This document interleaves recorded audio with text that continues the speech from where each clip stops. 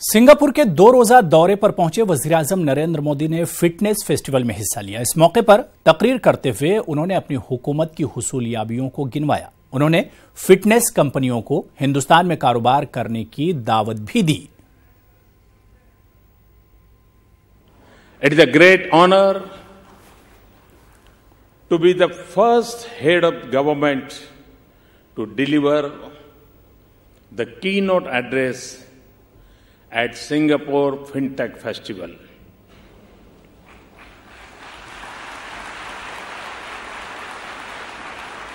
This is a tribute to the youth of India with its eyes firmly fixed to the future.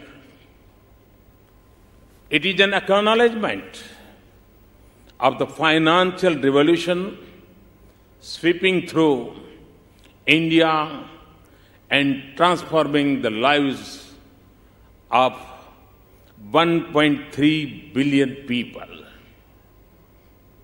This is an event of finance and technology. And it is also a festival. This is the season of the Indian Festival of Lights, Deepavali. It is celebrated all over the world as a victory of virtue, hope, knowledge and prosperity. तो वज़ीर-ए-आज़म नरेंद्र मोदी के Singapore दौरे पर और बातचीत करने के लिए दिल्ली से हमारे नुमाइंदे शैलेंद्र वांगू फोनलाइन पर हमारे साथ जुड़े हुए हैं। शैलेंद्र, वज़ीर-ए-आज़म पीएम मोदी सिंगापुर दौरे पर हैं। सिंगापुर और इंडिया के साथ क्या कुछ समझौते या मुआहदे इस दौरे के दौरान हो सकते हैं?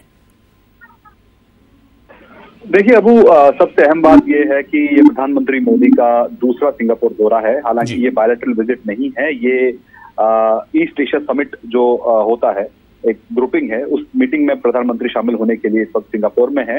हालांकि साइडलाइन पर उनकी मुलाकात सिंगापुर के पीएम से भी हुई है।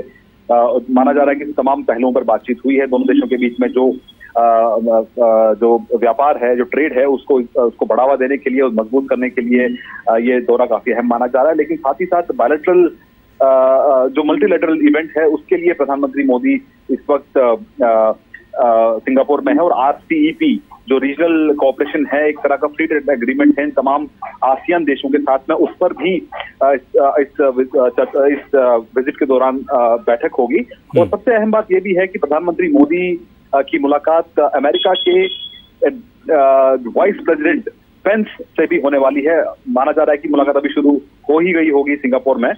और उस मुलाकात को इसलिए भी अहम माना जा रहा है क्योंकि S-400 और ईरान तेल में जो वेवर मिला है फिलहाल इंडिया को, तो उस बैकग्राउंड को देखते हुए ये मुलाकात काफी अहम मानी जा रही है। और ये मुलाकात का समय करीबन 10 बजे का था हिंदुस्तान के समय के हिसाब से, और माना जा रहा है कि मुलाकात इस वक्त चल रही होगी सिंगापुर में। तो ये अपने आप में एक बायलैटरल मीटिंग जो थी इनकी वाइस प्रेसिडेंट ऑफ अमेरिका के साथ, वो अपने आप में एक अहम मुलाकात इस दौरे पर रहेगी। इसके बाद प्रधानमंत्री मोदी RCEP की मीटिंग में भी शामिल होंगे। उसके बाद एक और दौरा जो उनका रहेगा वो इस सिंगापुर के बाद मालदीव का रहेगा, जहां पर नए राष्ट्रपति जब शपथ ग्रहण लेंगे तो वहां पर प्रधानमंत्री मोदी मौजूद रहेंगे। बिल्कुल, यानी कई मानों में वज़ीर-ए-आज़म नरेंद्र मोदी का सिंगापुर दौरा काफी अहम है। बहुत बहुत शुक्रिया शैलेंद्र हमारे साथ जुड़ने के लिए और बातचीत करने के लिए।